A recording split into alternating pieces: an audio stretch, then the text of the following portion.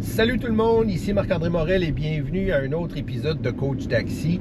Celui-là, il est spécial, on vient de commencer la 11e saison, c'est notre premier épisode.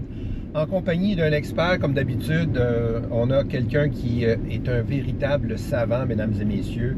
Un savant, bien sûr, des temps modernes, mais un savant quand même dans les questions d'investissement, de marché boursier, de finances, d'économie, même de géopolitique, je dirais. Claude Cyr, bienvenue dans le taxi.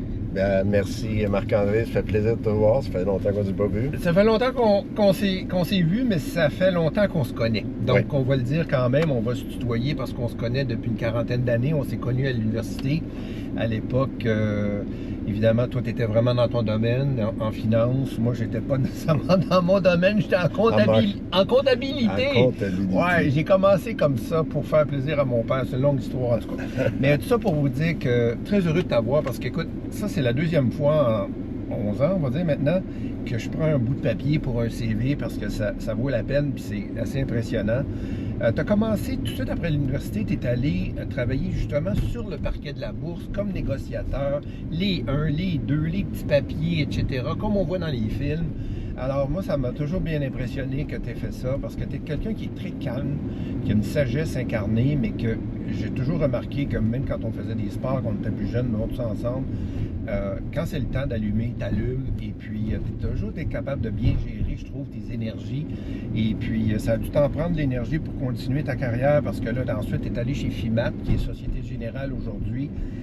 Une compagnie, dans le fond, qui a été les précurseurs, dont toi-même et ton ami aujourd'hui et collègue de l'époque, Richard Audet, vous avez été les précurseurs de ce qu'on pourrait appeler là, ici les fameuses futures, les options, les produits dérivés. Les produits dérivés. Et puis ensuite de ça, ça t'a amené chez JP Morgan, donc c'est pas n'importe quoi, comme directeur exécutif. Tu as été le numéro 2 à la banque c'est-à-dire à la Bourse de Montréal. Je me souviens, j'ai jamais été dans ton bureau, donc je suis témoin, c'est vrai. Bourse de Montréal comme premier vice-président. Ensuite de ça, tu as été chez Groupe Optimum, qui est une compagnie d'assurance canadienne, où tu as été vice-président exécutif. C'est quand même pas fini parce que tu enseignais même à l'université à Calgary. Tu es allé faire un séjour là-bas. Tu enseignais justement dans ton domaine, mais pour les gens du MBA. Et aujourd'hui, tu pratiques cette activité qui devient de plus en plus populaire et qu'on a envie, apparemment, pour certains jeunes, tu vas nous en parler, surtout les jeunes hommes, apparemment, qui est devenu presque non seulement plus qu'un désir, presque une obsession de vouloir faire ça, c'est-à-dire de gérer son propre portefeuille. Donc, le terme qu'on utilise des fois, bon, qui est un anglicisme, là, c'est le fameux day trading. Et puis ça, bon, on pourra pouvoir en parler un petit peu plus tout à l'heure, mais encore une fois, bienvenue. Très heureux de t'avoir. On a plein de choses que j'ai envie de parler avec toi. On va passer un petit peu plus de temps que d'habitude. On va essayer de prendre le temps qu'il faut pour, même si c'est quand même pas beaucoup, là, une demi-heure ou quoi que ce soit, pour parler de la situation mondiale en ce moment. Toute la question, évidemment, qui peut nous peut-être pas inquiéter, mais oui, c'est vrai qu'il y a peut-être une source quand même d'anxiété due à l'incertitude non seulement des marchés, mais de l'économie et puis de la situation géopolitique, puis tu vas nous en parler. Mais d'abord, moi, ce qui m'a toujours intrigué, c'est que quand on écoute les actualités, donc les nouvelles, etc., on s'entend qu'on parle d'économie, mais de plus en plus, on parle de marché boursier, puis j'ai l'impression, moi, avant, que c'était la même chose, mais c'est pas la même chose, c'est comme deux mondes parallèles qui, oui, parfois s'entrecroisent. Parle-nous de ça un peu. Ouais, écoutez, ça arrive souvent des gens vont acheter quelque chose puis ils vont dire ben là, la nouvelle est sortie puis ce que j'ai acheté a descendu au lieu de monter alors que c'était une excellente nouvelle. C'est le fameux on achète la rumeur, mais on vend la nouvelle. Ben, c'est la même chose pour la bourse et l'économie. Oui, à long terme, les profitabilités des entreprises vont faire monter le prix des actions, puis c'est ce qui compte le plus. Mais sur du très, très long terme, sur du plus court terme, c'est vraiment deux choses séparées. Okay. Puis on le voit en ce moment. Tu parlais de géopolitique. On a de l'incertitude comme on n'a jamais vu. On a des pétrole qui est à la hausse, on a de l'inflation qui monte un peu partout, on a les taux d'intérêt qui sont les plus hauts depuis 2007. 2007, là, dans les 30 ans. Et puis la bourse qui fait des nouveaux records. Alors que tout indique, normalement, les taux d'intérêt montent, le prix de la bourse descend, c'est juste une question mathématique, la valeur présente et des flux de trésorerie de l'entreprise. Et puis ça, c'est tout à fait fabuleux de voir ça en ce moment. Puis c'est Voir difficile. quoi? Cette espèce d'explosion des marchés boursiers, Ouais. alors qu'il y a tant d'incertitudes. Normalement, tu devrais être prié. Oui, il y a de comme rester un tranquille. paradoxe, on pourrait dire. Puis c'est pas depuis hier, là, c'est pas depuis l'arrivée de Trump au pouvoir. Non, ça non, avait non. commencé bien avant. Ça fait plusieurs années que les marchés sont en hausse, non? Oui, il y a un phénomène. Écoute, ce que je vais parler là, ça peut ne pas intéresser tout le monde, mais c'est quand même fascinant. Puis personne n'en parle. Puis c'est tellement, ou c'est très peu de personnes en parlent en fait. Puis c'est ce qui mène le marché boursier plus que n'importe quoi en ce moment. Je parle de l'investissement passif. C'est-à-dire? Et ça, c'est. On va prendre les États-Unis parce que c'est toujours l'éléphant dans la pièce. Écoutez, ils représentent 63% du marché boursier mondial. Oui. On fera ce qu'on voudra, là, mais c'est eux autres qui mènent le monde. Ouais. Puis, Pour le moment, pour le moment, et ça aussi, comme bien des choses, j'ai une opinion là-dessus. Et j'aime ça la partager. Et correct. les gens, depuis, aux États-Unis, ont inventé, ici au Québec, on a quelque chose qui s'appelle les REER. C'est des véhicules dans lesquels tu peux sauver de l'argent à le prix de l'impôt. Ben, aux États-Unis, ils ont la même chose, ça s'appelle... 401k. 401k, je cherche le nom en français. 401k. 401k. Et puis qui leur permet de mettre de l'argent de côté. Fait que ça, heureusement, les gens ont beaucoup commencé à mettre de l'argent de côté. Mais au début, quand tu rentrais dans une nouvelle job, il fallait que tu dises, moi, il faut que tu remplisses une feuille et tu dis, moi, je veux participer. Maintenant, ils ont changé ça en 95 puis ils ont dit, les gens, il faut qu'ils remplissent une feuille pour ne pas participer. OK. Ce qui C'est fait automatique. que c'est automatique. Les gens qui sont mis à participer, ben ça, quand tu arrives puis tu achètes, puis tu reçois ta paye. T'achètes quoi? Parce que toi, tu comprends, Quand mais tu reçois ta paye, il y a une partie de l'argent qui est enlevée, puis qui achètent des produits, qui achète des actions de la des bourse. actions de la bourse. Puis souvent, l'entreprise va matcher. Right? Fait Ouais, que toi, ouais. tu mets 1000 pièces de côté, Ouais, les autres vont mettre 1000 pièces, ouais, puis tu vas acheter 2000 ouais. pièces. Ouais. Puis ça, tu vas acheter des index. C'est quoi un index? C'est le S&P 500, le plus connu au monde. C'est les 500 actions les plus grosses aux États-Unis. Et grosso modo. Et c'est de même qu'on l'explique, puis fait qu'il va y avoir des indices pour... Donc, c'est quoi la partie passive? La partie passive, c'est qu'à chaque mois, ils achètent. Ouais. Puis ça, c'est la personne qui gère, c'est les Vanguard de ce monde, c'est des BlackRock. Eux autres, ils reçoivent 100 pièces. Qui ça, c'est Vanguard? C'est les plus gros gestionnaires. C'est des gestionnaires de Ah ouais. portefeuille. C'est eux OK. autres qui mènent toutes les entreprises mondiales parce qu'ils ont les droits de vote pour toutes ces entreprises-là. Ils les dominent. OK. Et alors, c'est des entreprises hyper importantes dans le système. Donc, peu importe avec qui on fait affaire, que ce soit à travers notre paye toutes les 2 semaines ou avec un conseiller financier là, et sa bannière, que ce soit Nesbitt Burns, BMO ou quoi que ce soit, là, je parle évidemment des noms canadiens là, pour ceux qui sont à l'extérieur. 116 pays cette année, les amis, là, Coach Taxi. Donc, Fantastique. on essaie d'arranger ça le plus possible là, international, mais c'est évidemment, des fois, c'est peut-être un peu plus difficile. Mais juste pour terminer, Vanguard, comme tu dis, c'est des gens qui, on n'a pas le choix de passer à travers eux, indépendamment de avec qui on fait affaire pour nos produits financiers, c'est ça? Ben, c'est le plus important, mais tu peux passer par quelqu'un d'autre, mais au bout de la ligne, la plupart des firmes vont investir dans les indices. Des indices boursiers, le S&P 500. Ça, c'est Fait quoi que ça, les indices? C'est ce qui, S&P 500, c'est ce quoi, qui ça? représente les 500 plus grosses actions aux États-Unis qui sont inscrites À la bourse. aux différentes Puis bourses. là, ça comprend, là, j'imagine, des trucs un peu standards, là, comme les Apple, Microsoft, Exactement. IBM, etc. Là, donc, rien de trop risqué. ou Non, quoi que non, ce soit, 500 c'est ça. plus gros. Les 500 plus gros, donc... Puis en grosseur plus- aussi.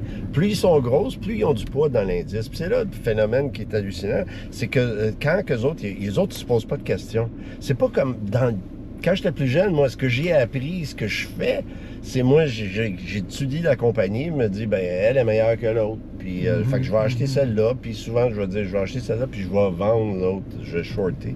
Mais on rentre pas là-dedans. Donc- Mais là, quand la compagnie reçoit 100 pièces, il se pose pas de questions, il achète 9 piastres d'NVIDIA, presque 9 piastres, 8,55. Il achète 7 piastres de Apple. Quand tu dis la compagnie, quelle compagnie qui reçoit 100 $? Vanguard, par exemple. OK, quand eux reçoivent ça, que ce soit Nesbitt-Burns, de notre employeur ou la Banque nationale, d'une bannière qui gère les investissements des gens. Donc, ça, cet argent-là, eux, ils ne se posent pas de questions, comme tu dis. Donc, c'est là la question de passivité. Parce que je veux passer à d'autres choses à un moment donné. Là. Donc, la passivité, c'est que les choses se font de façon un petit peu plus automatique, donc presque inconsciente. Et par rapport à ce que toi, tu as connu, où est-ce qu'il fallait se poser la question à savoir, est-ce que j'achète ça, est-ce que j'achète pas ça, est-ce que j'achète ça, j'achète pas ça, etc. Donc, ça nous mène où, ce point-là que tu évoques, là? C'est quoi le but de ton intervention, là? Ben, c'est que, quoi qu'il arrive, puis c'est que, par exemple, tu vas acheter, pour ton 100 piastres, tu vas acheter 2 piastres de Tesla, sans jamais se poser la question, est-ce que Tesla, c'est une bonne entreprise? C'est juste parce qu'elle est grosse, en valeur boursière. Mais, tu sais, Tesla, c'est plus gros en valeur boursière que toutes les compagnies d'automobiles ensemble. Oui, mais là, tu as juste pris un exemple. Là. Oui, mais il y en a plein de même. Fait qu'en bout de ligne, ça fait quoi, ça, dans le marché, le fait que tout est automatique et passif? C'est que le monde achète tout le temps, ce qui fait monter les prix, puis ils deviennent de plus en plus chers. Puis là, je veux dire, il y a un moment donné où ça devient moins intéressant. Fait que ton espérance de rendement... On a commencé l'argument avec le fait que le marché est à la hausse depuis plusieurs années. Donc, c'était ça ton point. Oui. C'est pas mal automatique. Donc, moi, j'aimerais ça qu'on arrive justement par rapport à ça, puis je suis peut-être pas le seul, moi, ça donne que je fais une parenthèse. Tous les samedis matins, depuis plus d'1 an, je t'écoute. Donc, ceux qui Prosperity Club. Ceux qui ont envie d'entendre encore plus des choses que Claude a partagées, parce que là, on voit qu'il est serré dans le temps, c'est normal. Il reste que tous les samedis matins, il y a un club d'investisseurs, on pourrait dire, mais que c'est plus un club de prospérité, ça va plus loin que l'investissement, parce que sinon je ne serais pas là. Moi, je suis là pas comme participant, mais comme carrément comme membre qui écoute des gens comme toi nous parler de justement ce qui se passe un peu dans le monde. Et j'avoue que on va donner les coordonnées là, dans le lien là, sur YouTube, mais aussi à la fin de la vidéo, à la fin de l'audio. C'est-à-dire, mais merde, mais j'ai manqué l'occasion du siècle, moi. Depuis 1 an, 2 ans, j'aurais pu mettre plus d'argent ou de l'argent carrément que j'ai jamais mis à la bourse. Et là, finalement, cet argent-là aurait doublé, triplé, quadruplé. Donc, ce qu'on appelle le fameux là, FOMO, c'est-à-dire Fear of Missing Out, c'est-à-dire la peur d'être passé à côté d'une occasion. C'est pas un danger, justement, ça, en ce moment, de se lancer les yeux fermés un peu, là, comme... En fait, en étant carrément ignorant de tout ce qui se passe, évidemment, dans cet écosystème-là, et puis peut-être même éventuellement faire des mauvais choix, parce que tout simplement, on avait peur de passer à côté de quelque chose d'intéressant financièrement. Oui, écoute, je vais te parler du pricing, du prix en ce moment des actions, mais avant de parler de ça, FOMO, moi, j'ai enseigné longtemps une méthode de trader. J'ai coaché des traders professionnels. Les traders, c'est quoi ça? C'est des négociateurs professionnels pour Goldman, le gars en charge du trading. Je suis aussi un background dans les marchés du carbone. Donc ça, c'est ce que tu veux dire. L'art de trader, c'est 80% de la psychologie. Et la FOMO, c'est la pire sensation qu'il y a en trading. En trading, apprendre à négocier pour son propre compte, c'est apprendre à gérer ton cerveau, parce que lui, il va toujours te faire le contraire de ce que tu veux faire. En fait, si tu écoutes ton cœur, tu vas perdre de l'argent. Alors, pour ce qui est du pricing, acheter en ce moment, ça donne vraiment envie, puis les promesses, puis écoutez, 30% de croissance des entreprises, ces entreprises-là, ils en font de l'argent. 30% de croissance par année, bien, ça va-tu continuer tout le temps? Si ça continue tout le temps, c'est parce que vous avez de l'argent à quelque part, hein, parce qu'il y a quelqu'un qui paye pour ça à un certain endroit. Ce qui fait que, historiquement, si on prend plusieurs barèmes, on va parler du Shiller Index, on va parler du Warren Buffett Index, des façons qu'eux autres, ils ont d'essayer de voir est-ce que le prix des actions, c'est normal qu'il soit aussi élevé. Bien, on est à des niveaux qu'historiquement, on est toujours, notre espérance de rendement à l'avance est négatif. Et puis, pour vous donner des exemples, on est exactement comme on était en 2007, tout de suite avant la crise de 2008. En 2000, tout de suite avant la crise. C'est-à-dire, tellement cher. Tout est élevé, surélevé peut-être même, et puis que là, il va y avoir une correction qui s'annonce. Fort probable. Alors, la question, là, c'est toujours, puis c'est ce que tout le monde te dit, c'est ben là, c'est pas pareil parce que l'intelligence artificielle, de ci, de ça, mais les 4 mots les plus dangereux en bourse, c'est différent cette fois. T'sais. C'est différent cette fois. Yeah, it's different this time. Historiquement, ça n'a jamais été différent cette fois. Fait que la bulle IA, c'est équivalent du train de 1929. La bulle IA, c'est l'équivalent de l'Internet. Et Costco, CSCO, là, pas Costco, Cisco, pour vous donner une idée, là, c'était l'entreprise incroyable en 2000. Eux autres, c'est ça, là, ils vendent, quand le monde trouve de l'or, ne va pas chercher de l'or, vend des pelles. Right? Eux autres vendaient des pelles, pareil comme Nvidia vend des pelles, ils vendent pour ceux qui allaient la machinerie. Eux autres, ils font de l'argent, il n'y a pas de problème. Mais à un moment donné, il y a une limite au nombre de pelles que les mineurs peuvent acheter. Puis, ce qui fait qu'une entreprise comme Cisco, ça l'a pris jusqu'à 7 années pour que tu fasses de l'argent si tu l'as acheté en 2000. Ça a pris 26 ans. OK, tu parles de cette année en 2026 et non pas de cette année 1, 2, 3, 4, 5, 6, 7, là. Non, okay. 7 années. Ça n'a pas pris 7 ans, ça a pris 26 ans. Avant que tu refasses ton argent. Ben, pourquoi? Parce que les gens, puis une excellente compagnie, hyper profitable. Mais pourquoi tu nous parles de ça? Ben, parce que la déconnexion à mener entre les profits puis le prix, ben, un jour, ça se déconnecte, mais un jour, ben, il faut que ça revienne. Oui, mais il reste quand même que depuis, là, tu parles de la bulle de l'IA, mais je veux dire, ça a commencé bien avant que l'IA commence à rentrer dans nos vies. Il y a 2 ou 3 ans, là, je veux dire, ça fait quand même 7-8 ans, moi, que j'entends des gens là, qui font juste faire de l'argent avec la bourse, c'est non-stop. Je veux dire, à chaque année, ça augmente de plus en plus. Je sais que la bourse, traditionnellement, si on regarde sur 60 ans, 80 ans, c'est 9% par année, puis notre maison, on en a parlé avec Charles Alexandre, le fondateur du Prosperity Club, la dernière fois, l'an passé, c'est environ 3,5% quand tu enlèves tes dépenses. Donc, on sait que oui, OK, c'est pour monter éventuellement, mais pas tous les titres. Il faut vraiment gérer ces choses de façon quand même assez disciplinée. Mais en bout de ligne, ce que moi je voulais que tu abordes, tu l'as abordé, c'est-à-dire la question des émotions, parce que c'est pas parce que, pardon, il y a du bruit, pas parce que l'attrait est là qu'il faut absolument sauter dedans et puis encore plus sauter là, comme quelqu'un qui connaît en toi puis moi là, rien là-dedans et puis qui va se mettre à vouloir acheter des titres sans nécessairement savoir ce qu'il y a en arrière. Donc le club aide, puis en passant là, c'est 25$ par mois que ça me coûte pour écouter Claude à tous les samedis matins. C'est extraordinaire. Puis si vous voulez aller plus loin, vous avez des formations, etc. Donc tout ça pour dire que moi j'aimerais qu'on parle de la situation mondiale en ce moment. On a commencé à toucher à ça un peu là, avec la question évidemment de ce qu'on parlait par rapport aux États-Unis, 63% du marché boursier. Mais en ce moment, il se passe quelque chose qui, tu l'as dit, c'est de l'incertitude.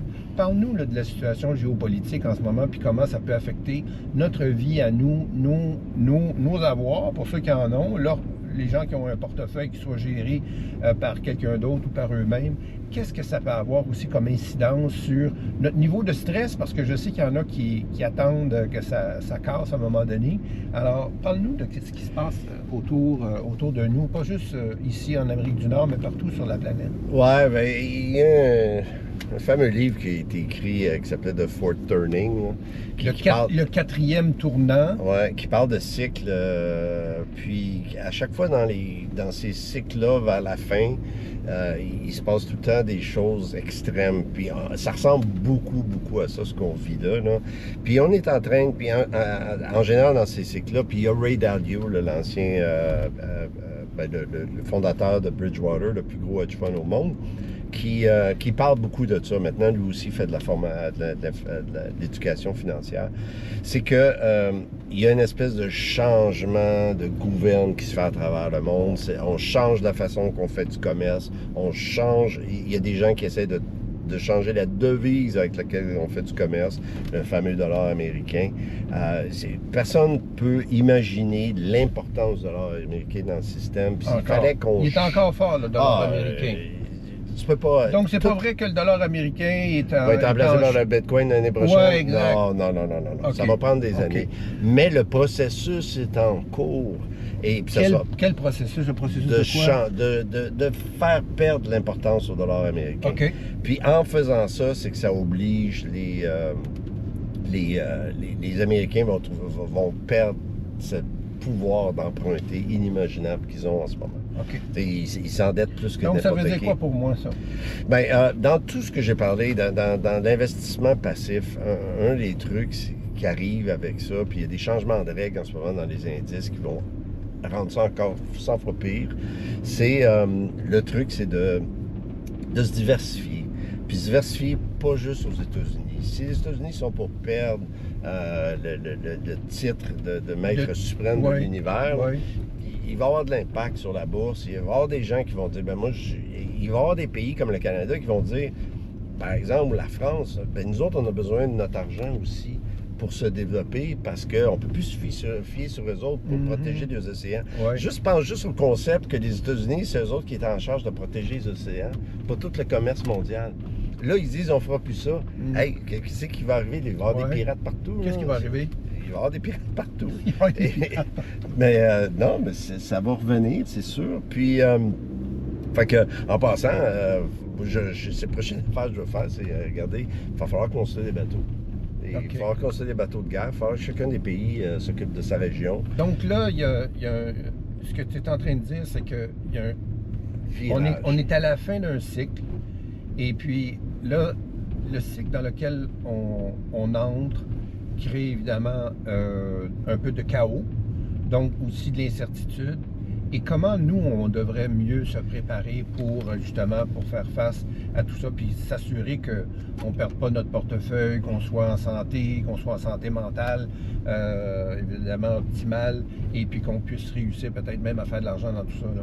Oui, évidemment, il y a de l'argent à faire. Ça, c'est sûr, il y en a toujours. Comment? Il faut réfléchir. Faut réfléchir. À chaque année, moi, je m'assois, puis je réfléchis, puis je donne des thèmes au Prosperity Club.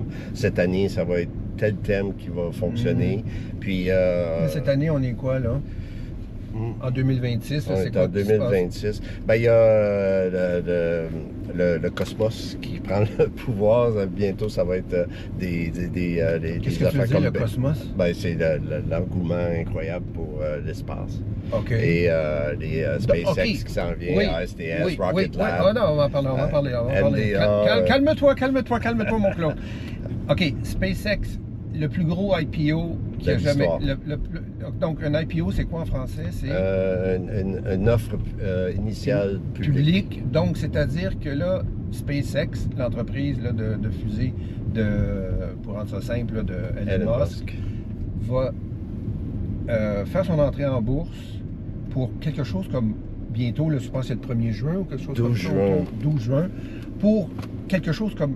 On s'attend à 1 trillion, c'est ça? 1,7. 1,7 trillion. Billion en français, là? Non, trillion. Trillion en anglais. Billion en français. C'est billion. C'est milliard. Nous autres, billion, c'est milliard. Trillion, c'est... 1 billion, c'est 1 milliard. 1000 milliards. On s'entend là-dessus. Un trillion, c'est un billion en français. Un billion en français, OK. Donc, fait que des trillions en anglais, là, on comprend plus ce chiffre-là. Là. Donc, c'est-à-dire que c'est 1700 milliards entrés en bourse. Est-ce qu'on devrait en acheter ou non? Non. Et compagnies extraordinaires font des choses extraordinaires. Ça va sortir à 120 fois les profits. Pour vous donner une idée, là, en 2000, lors de la dernière bulle techno qu'on a eue, Sun Microsystems, les gens avaient acheté les actions puis ils avaient amené ça tellement haut, c'était incroyable. Puis le président était sorti puis il avait dit, écoutez, il dit, vous payez 10 fois mes revenus. Il dit, pour vous donner votre argent en 10 ans, il faudrait que j'arrête de payer mes employés, mes fournisseurs, que j'arrête de faire du R&D puis je paye pas mes taxes. Puis là, je vous donne tout l'argent que je fais comme revenu, puis ça va vous prendre 10 ans à faire cet argent-là. Mais là, on parle de 120 fois, pas 10 fois. Ouais. 120 Fait fois. que dans le fond, c'est à voir et à étudier là, Ouais. en conséquence. Mais tout le monde va en acheter. Pas se lancer tout de suite nécessairement. Tout le monde va en acheter qui Ben, n'auront beaucoup pas de le monde, choix. peut-être pas tout le monde. Parce que, non, Ah, OK, parce que... à cause des indices. Fait que Elon Musk a obligé le Nasdaq à changer son indice, puis le S&P est en train de faire la OK. même chose, qui va faire, puis c'est pour ça que Elon n'arrête pas de rajouter des compagnies, parce que là, elle va être tellement grosse qu'elle va rentrer quelque part en haut, elle va être en haut de Tesla, là. Mais ça veut pas dire que le monde va en acheter, que le monde va faire de l'argent avec ça. C'est ça que tu es en train Non, de nous dire. non, c'est Mais on très- a c'est comme même- pas le choix parce que quand on parle d'indices, on parle d'un groupe d'actions comme le S&P 500, etc. Fait que moi, si mon fournisseur adhère à ça, ben là, je vais me Il y aura ramasser pas le choix. Fait que- inévitablement avec des actions de ça. OK. Fait que là, on va changer de sujet un petit peu. J'aimerais ça qu'on parle de justement cette mode-là, là, ou cette tendance-là qu'on a là, de voir des gens qui veulent gérer leur compte, leur portefeuille, si petit soit-il ou si grand soit-il, par eux-mêmes. Ouais. Ben, nous autres, ce qu'on propose d'abord, là, à la base au Prosperity Club, là, c'est donner ça à quelqu'un d'autre pour gérer. Faites-le de façon active et non pas de passive. Tu sais, ils disent tout le temps... Qu'est-ce t'as que les tu veux statistiques. dire de laisser à quelqu'un d'autre de gérer, mais de Un le faire professionnel. de faire actif, oui, mais actif, puis laisser à quelqu'un d'autre, c'est contradictoire. Non, pas vraiment. Alors, lui, il ne fait pas de façon passive. Quand il reçoit 100$, il n'achète pas nécessairement à Apple. Oui. Oui. Parce qu'il pense... Parce que... Fait qu'on s'implique. Non, lui, il s'implique. Lui, il s'implique. Lui, il va regarder qu'est-ce qui est bon, qu'est-ce qui est... Lui, il va acheter quelque chose qui n'est pas trop cher et qui a du potentiel. Fait que, puis, tu sais, il y a tout le temps l'expert qui dit « Ah, il n'y a pas à moitié des gens qui battent le S&P, leur indice de référence. » Ben, oui, c'est vrai en moyenne, mais il y en a qui sont vraiment bons. Puis quand les gens font de l'argent en général, ils en font pour le reste de la vie. Fait qu'il y a cette partie-là, puis il y a une partie que tu te mets à gérer toi-même pour ton plaisir, si c'est ça que tu veux, OK? Fait qu'il y a du monde qui veulent ça. Puis moi, je te dirais, quand je rentre à quelque part, que je dis que je suis trader professionnel, le monde devient fou. Je deviens comme une superstar du jour, superstar. sur le moment. Malheureusement, auprès des jeunes hommes. Et ouais, parce que c'est vraiment un phénomène important de la jeune génération d'hommes. Aux États-Unis, on a 60% des jeunes qui ont moins de 17 ans qui ont déjà fait des paris dans des centres de paris. Tu sais, maintenant, là, avec Kelsey, des sites comme ça, on peut parier sur absolument tout. Est-ce qu'il va y avoir la guerre en Iran? Ça va être à quelle date? Il y a une météorite qui va frapper la Terre. Que Jésus revienne. Il y a 2%. En ce moment, tu peux acheter pour 2$. Mais je sais les chances que Jésus revienne cette année. Ouais, mais je sais que, comme on va attraper tel dictateur, on va le ramener en prison aux États-Unis. Ça aussi, il y a des votes là-dessus. OK. Fait que là, dans le fond, tu parles de Paris, jeunes, mais Paris, puis gérer son portefeuille, là, c'est d'autres choses. Là. Oui, mais c'est le principe, c'est le concept que les gens, là, ils trippent vraiment sur de gérer sa propre argent. Gérer les enjeux, puis de vouloir... C'est peut-être un manque de confiance dans l'avenir. Alors, eux autres voudraient contrôler tout ça. Puis, c'est vraiment attrayant. Et dans le sens que moi, j'en rêve. Je l'ai fait en commençant ma carrière. Maintenant, je le fais. J'adore ça. C'est passionnant. C'est très difficile. Il faut l'apprendre. Ça s'enseigne, là. Puis tu peux apprendre. À peu près tout le monde peut apprendre à négocier leur propre compte. Okay. Sauf qu'il faut que tu contrôles ton ego, c'est ton pire ennemi. Puis, par contre, moi, ce que je dirais à un jeune qui veut faire ça, ben, peut-être va travailler avant, apprendre à gérer des relations avec les autres, à travailler en équipe, parce que c'est très, très solitaire comme métier. C'est pas aussi fun qu'on pense. Oui. Et oui, puis j'ai pas l'impression de contribuer beaucoup à la société, là, je vais vous avouer. Versus avant, j'étais tu sais, je menais des projets, je gérais des compagnies, des budgets, des équipes. Gestionnaire. C'était le fun. Tu rendais service, là, tandis que là, tu es au service de toi-même. Fait que c'est pas nécessairement aussi valorisant. Écoute, dans ma tête, j'essaie d'aider le marché à trouver le meilleur prix pour un instrument. Oh, c'est bon, beau, c'est merveilleux. Parce que c'est ce que je... Oui, c'est ça. Il y a une belle vertu. Mais c'est un peu tiré. Donc, pour le temps qui nous reste pour terminer, tu dirais, qu'est-ce que tu dirais à quelqu'un qui n'a pas nécessairement les habiletés, ni nécessairement mis son temps et son argent même, on pourrait dire, dans les marchés, même que ce soit les marchés boursiers ou carrément là, des trucs, là, comme tu dis, qui sont un petit peu plus stables, comme nos fameux REER, qui ne sont pas impliqués là-dedans. Tu dis quoi à quelqu'un qui a 25 ans, qui a 35 ans, qui a 55 ans, qui a 65 ans? Qui a 65 ans. Exactement. Tu dis, OK, est-ce qu'il est trop tard? Qu'est-ce qu'on fait? On va voir un expert. Qui est-ce qu'on va voir? Qui est-ce qu'on appelle? Comment est-ce qu'on se prépare? C'est quoi les premières étapes? Les Chinois disent le meilleur moment pour planter un arbre, c'était il y a 30 ans. Le deuxième meilleur moment, c'est aujourd'hui. Fait que c'est vraiment important de commencer. La différence, là, si tu commences, tu sais, le chemin vers 1,5 million de côté, là, chaque 5 années va te coûter à peu près 150 000. Il va falloir que tu mettes de plus de côté. Puis c'est pas facile de mettre 150 000 de côté.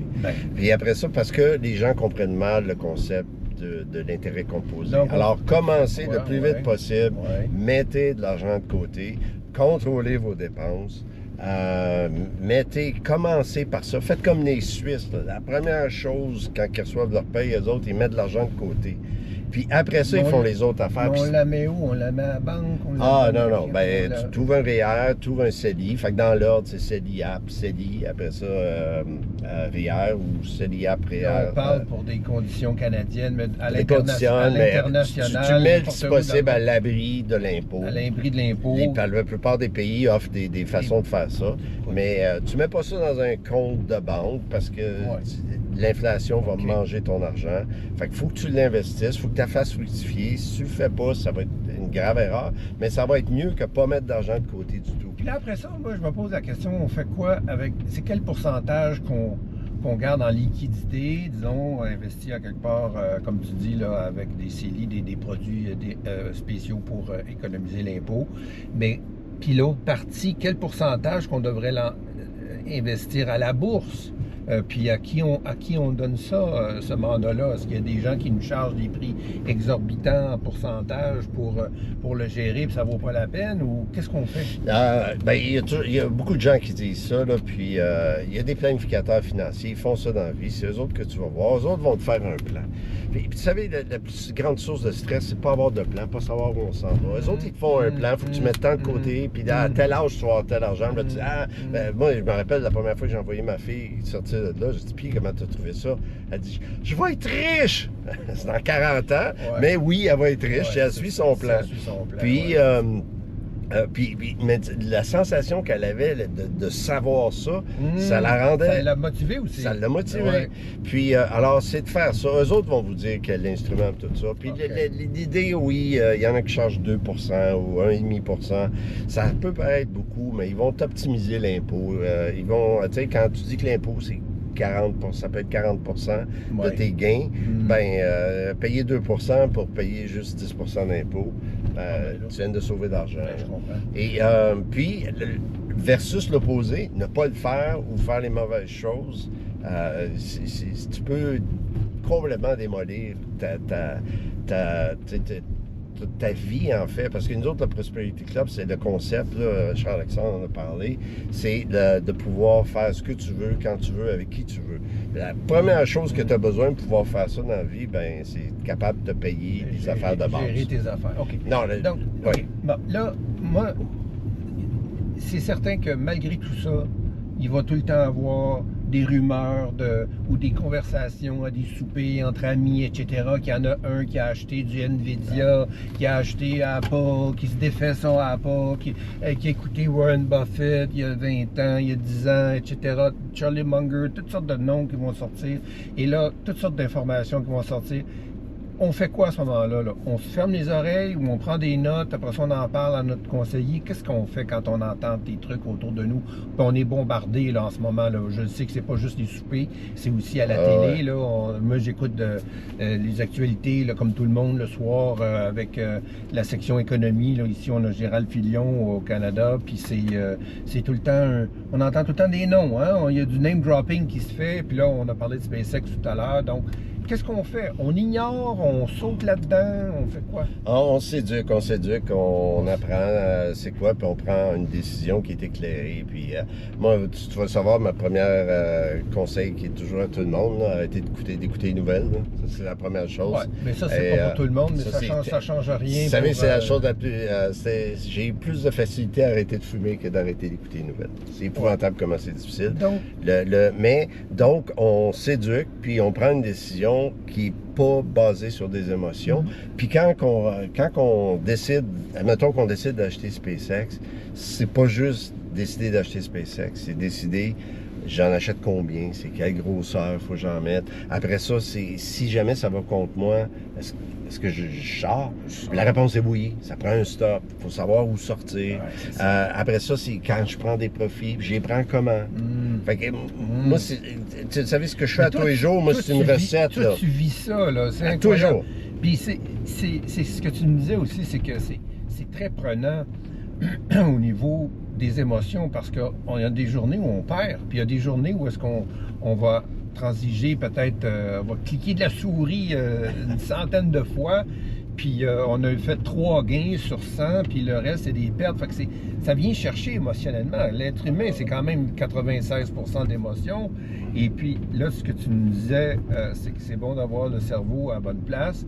C'est 20%, mais 80%, c'est d'être capable de gérer son ego, ses émotions. Parce qu'on aime ça avoir raison. Des fois, oui. on veut... puis t'as pas souvent raison. J'ai hein? pas raison 50% du temps. Là, mais pourtant, je suis profitable. Ouais. Mais le truc, ce qui est important, c'est ça, c'est la mécanique. Fait que nous autres, la moto, là, c'est processus avant profit. OK? Risque avant rendement. Il faut que tu protèges ton capital parce que si tu n'as plus de capital, tu ne peux plus trader. Puis trader, c'est un processus qu'il faut que tu suives. Fait que tu suis le processus, puis tu rinse and repeat, là, comme disent les Anglais. Là. Tu recommences toujours la même affaire. Mais moi, je rentre pour telle raison, je prends mes profits à tel endroit, puis je sors à tel niveau si je perds de l'argent. Mais tu sais, c'est quoi le pire? C'est que c'est tellement ingrat comme métier que perdre de l'argent, aucun impact. Zéro. Ce qui me rend malade, c'est d'avoir acheté quelque chose qui... Puis ce que je fais, moi, c'est très, très violent, là. D'avoir acheté une action à 1,20, d'être sorti à 1,40, 1,70, puis moi, c'est des options, hein.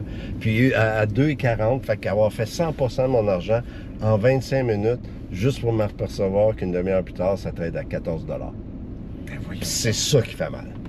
Et puis c'est horrible. Puis avoir, là, je me rappelle quand j'ai acheté le Bitcoin, puis il a fallu que je le vende, là. Et la première fois qu'on est allé au top, là, quand Coinbase, j'avais l'impression de donner mon fils, là, parce que moi, tous les jours, Bitcoin me faisait faire de l'argent. Tous les jours, j'avais du fun, j'avais du plaisir à regarder où est-ce qu'il était. Puis là, il faut que tu t'en débarrasses. Il faut que tu le vendes. C'est horrible. C'est comme laisser aller son enfant voler de ses propres ailes. C'est horrible comme métier. Je vous le dis, c'est horrible. Hey, là, tu viens de nommer quelque chose. Je pensais qu'on n'était pas en parler, puis finalement, ça m'est sorti de la tête. C'est le fameux Bitcoin. Oh. On est rendu où, là? Juste vite, là, en terminant, là? Moi, le Bitcoin a sa place. Il y a des raisons à être utilisées.